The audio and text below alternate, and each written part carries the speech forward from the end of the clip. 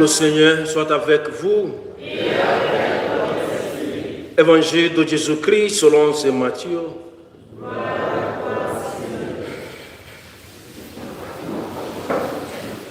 En ce temps-là, Jésus déclarait aux foules: à qui vais-je comparer cette génération? Elle ressemble à des gamins assis sur les places qui en interpellent d'autres en disant: nous vous avons joué de la flûte et vous n'avez pas dansé.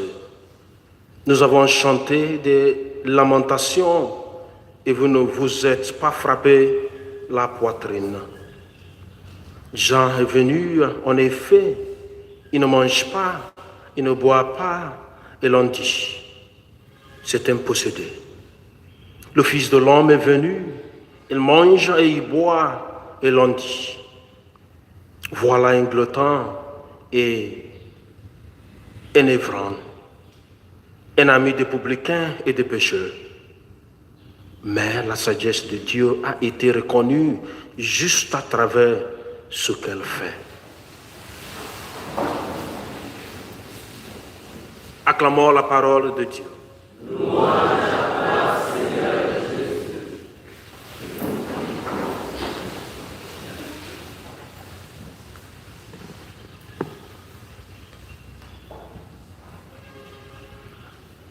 Cette génération ressemble à des gamins assis sur les places qui en interpellent d'autres. Chers frères et sœurs, cette parole originellement adressée aux chefs juifs qui demeuraient sûrs aux appels de Jean-Baptiste et de Jésus vaut aussi pour nous croyants de ce temps. Nous avons tendance à trouver toujours des choses à dire ou à redire sur ce qui nous interpelle. Même au cours des célébrations de messe, les gens trouvent moyen pour critiquer les homélies ou les attitudes des célébrants. Ils loupent ainsi l'occasion de bien vivre l'Eucharistie. Quelle génération de croyants sommes-nous? Ou bien nous ne savons pas ce que nous voulons, ou bien nous avons mal à la volonté. Comme ces contemporains de Jésus, nous trouvons toujours des raisons pour justifier nos inconduites et nos refus de nous convertir. La bonne nouvelle du salut nous est souvent proposée de mille manières par des messagers de Dieu qui sont tous de caractère, de tempérament et de personnalité diversifiées.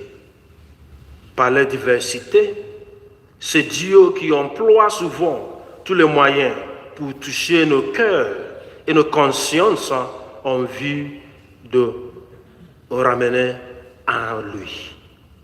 Malheureusement, comme des gamins qui ne savent pas ce qu'ils veulent, au lieu de nous focaliser sur le contenu du message que nos prêtres ou prédicateurs nous livrent, nous nous focalisons sur les manières d'être et de faire. Tel prêtre est ceci, tel autre est cela. Lui là, il ne fait pas ci. Celle-là, il ne fait pas ça. Il n'aurait pas dû parler comme ci, il n'aurait pas fait comme ça. Et ainsi de suite.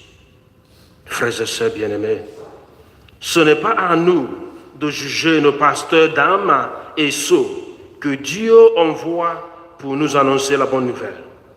Par contre, si nous écoutons la parole qui nous annonce, malgré les limites humaines, nous parviendrons à réussir nos vies selon Dieu.